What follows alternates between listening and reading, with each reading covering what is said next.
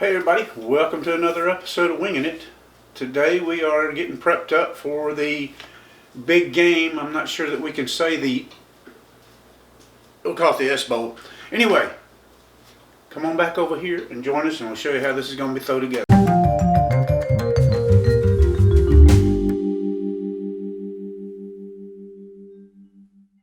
Alright, today being the big game, so to speak, we're going to do a awesome plate of nachos here. Let's get this underway. First of all, I'm going to tell you we've got roughly a pound and a half, pound and 3/4. You got it, ribeye. I tried it with sirloin. Sirloin just comes up a little bit on the tough side for me. So let's get started with the vegetables and everything. What we've got in the pan here is roughly a tablespoon or so of avocado oil. I like to use a neutral oil where you don't flavor your food. And what we're going to do is go ahead and get this started, heated up. And we're going to get our bell peppers and onions get going in here. And we're also going to put in about 2 teaspoons of fresh crushed garlic. So as this gets to heat up, we're going to get started. The ribeye steak, you will need to salt and pepper to your taste. Some people like it a little bit, more peppery. I personally don't. I like to taste the meat rather than the spices. But just as soon as this heats up, and I meant to tell you also, go ahead and heat your oven up to 350 because we are going to be baking a cheese sauce that is supposedly out of this world to go on this. There's not going to be just shred a little bit of cheese on there and go with it. We're going to actually make a queso cheese dip. I guess some of you are wondering about that. Carpal tunnel, old age. Anyway, we're about ready to get underway here. I don't think it's hot enough yet. I like everything to get good and a little bit sizzling there. But this is really going to be some kind of nachos here. I've heard of them, but I've never done these. The Philly cheesesteak nachos. Off the hook, supposed to be really good. Alright, pan's heated up. Here we go.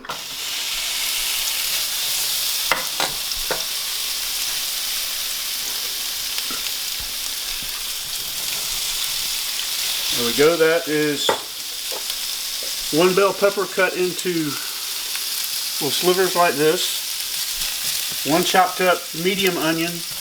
Your choice. Yellow. You can use red. Actually, red probably put a little bit more flavor in there, but I've always done that. I'm going to turn this down just a hair on the stove. And all we want to do is to get this a little bit opaque. Then we're going to add the garlic, and then we'll top it off with the ribeye steak. I don't want to kill the steak and overcook it. When this is done, what we'll do is we'll pull this, set it aside, and then we get to do the yummy cheese sauce I was telling you about, which is this is all new to me. So a new queso dip / coating for this. I don't know if you'd call it a coating. I just figured it'd be, rather than shred some Monterey Jack or something like that, we're going to use a white cheddar and add a little bit of green onion to it. Yeah, I know we got onions in here, but it's going to be in the queso dip. And you can actually use that for your tortilla dip rather than over the nachos. Alright. I'm going to give this another minute or two. And then we'll add that garlic. I don't know, I always seen people make a little well here in the middle. Put your garlic in there. Leave it for about 30 seconds. And when it gets a little bit fragrant, stir it on up. Because I've seen people food with garlic, and the next thing you know, you look down in the pan and it's burnt. Well, that's not going to taste good. So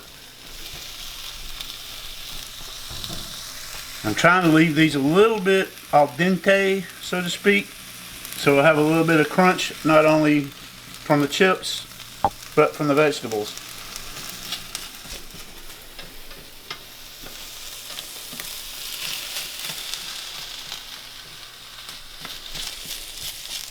Alright. We are still playing here. I'm not going to waste your time. Come on back in a couple of minutes. Go grab you a drink and come on back. As you can tell, the onions are a little bit on the translucent side, and I'm trying to keep a little bit of crunch on them peppers. So we're going to go ahead and add our garlic.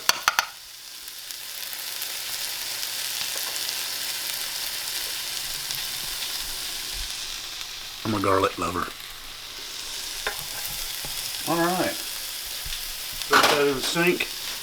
Let's get this stirring around. It smells wonderful. By the way, during the break, I added just a little bit of kosher salt to the onions and the peppers. So, now the fun begins.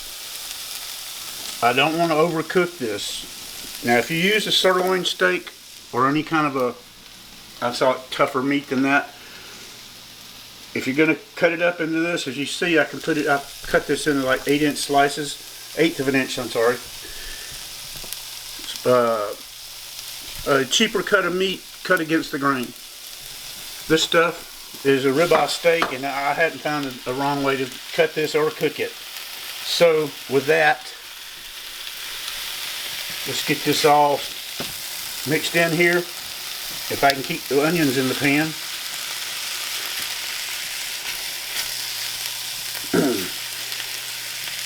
We'll get the ribeye looking good. Like I said, we're going to pull this and we're going to do a cheese sauce that is supposedly awesome. There's a number of variants you can do with it and everything. Alright, we are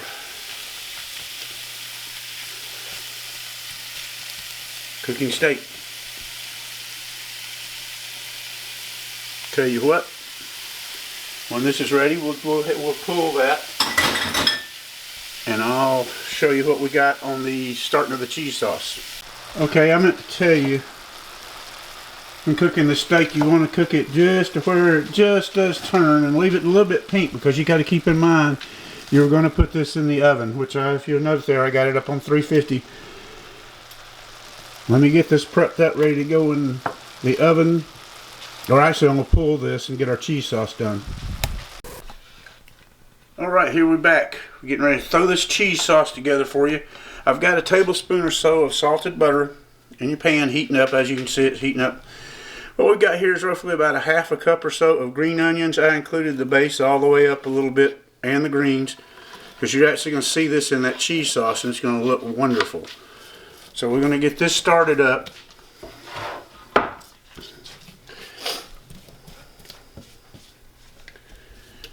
Actually, I should be doing this with my left hand, but I'm not left-handed. We get this stirred up and going. And what we're going to add is going to be 8 ounces of shredded white cheddar, which I've got to shred up for you, and about a tablespoon of cornstarch. The cornstarch, you'll see why I've got it in there in a little bit, because we're actually going to add a can of evaporated milk to it. The cornstarch will thicken it up. So let's get these onions going. Let me get this cheese done, and we'll come back and whip this up together for you. We're also going to add another teaspoon of garlic. I know, garlic. I like garlic. Smoked paprika and garlic, and let me tell you, it smells awesome. So what we're going to do, we're going to add a can of evaporated milk. And what we're going to do is we're going to bring this up to a boil, add the cheese, and then we're going to turn it off.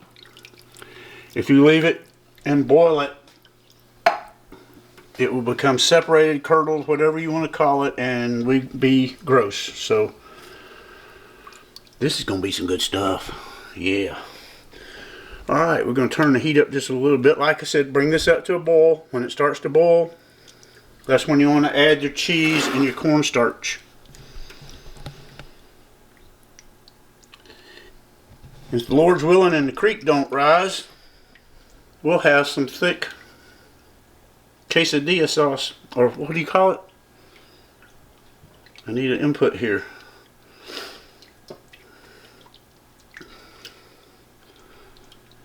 Right. She's looking good. And as you can see, Layla over there, that's our supervisor, by the way. She keeps an eye on us.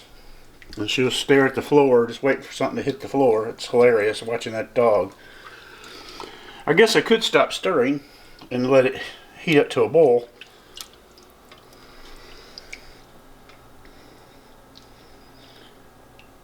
Right. We will.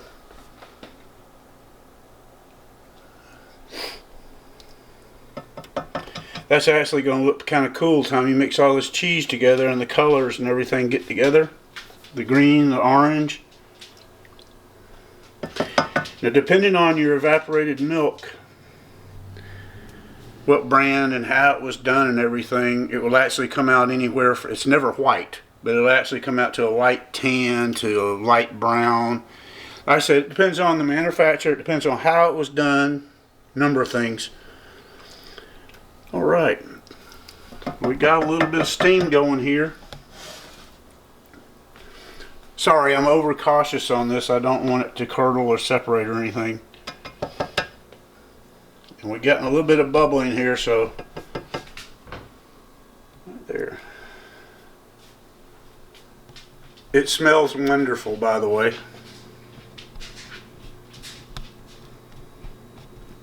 All right, come on now. People are waiting. People are getting hungry. The big game is going to be starting here in a couple of hours. I got stuff to do.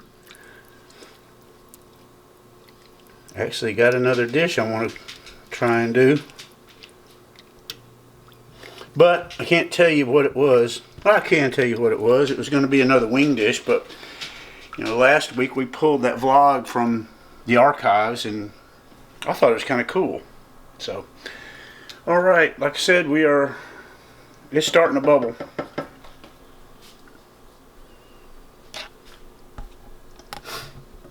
The question is, have you got your oven heated up to 350? Have you got your pan ready and all that good stuff? I'm sorry, I am so cautious on any kind of milk and heat. You don't want to overheat stuff. Okay.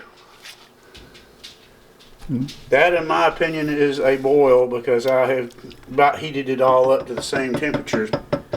I'm going to give you about 10 seconds more, then we're going to put it in. See how it's bubbling? We are ready for the cheese. Alright, the cheese and the cornstarch. Let's blend a little bit of that in, mix it up. Blend a little bit in, mix it up. Blend a little bit in, mix it up. Let's go ahead and get it all in there. And what we're going to do is turn that heat off and pull it off of the heat. Stir this up. Wow, that's gotten thick already. Did you see that? That looks awesome.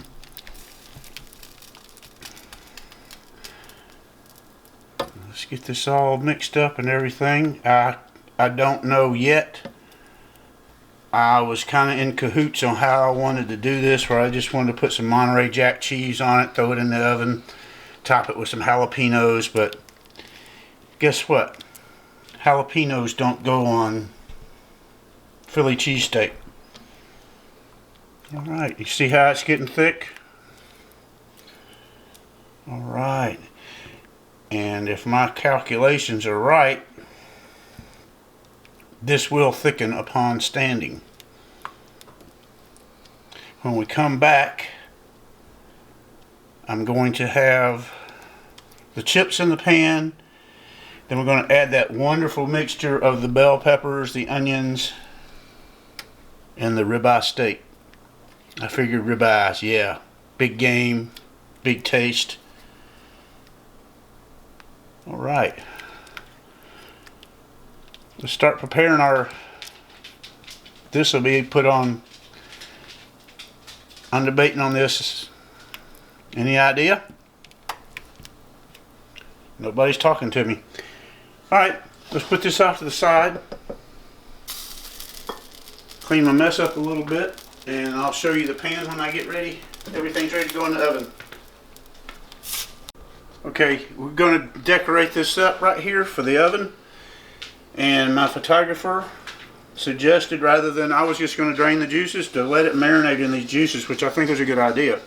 So let's get this decorated up. We've got people coming, which would be Mama and Peanut. They're out getting their nails done. This right here is just totally awesome. The smell, unbelievable. And what I'm going to do is I'm going to drizzle a little bit of that cheese on here. And I think you can do this a number of two ways. You can just throw it in there in the oven, throw some cheese on it and let it melt. Get it all pretty. I want more meat on it than I do the vegetables. That's just me. I think that's a guy thing maybe. Alright, we're going to have a little bit left over. Now, with this is the stuff here. Let me see. Let's just use anything and everything. See, look how thick that got. Isn't that amazing? Alright, here we go.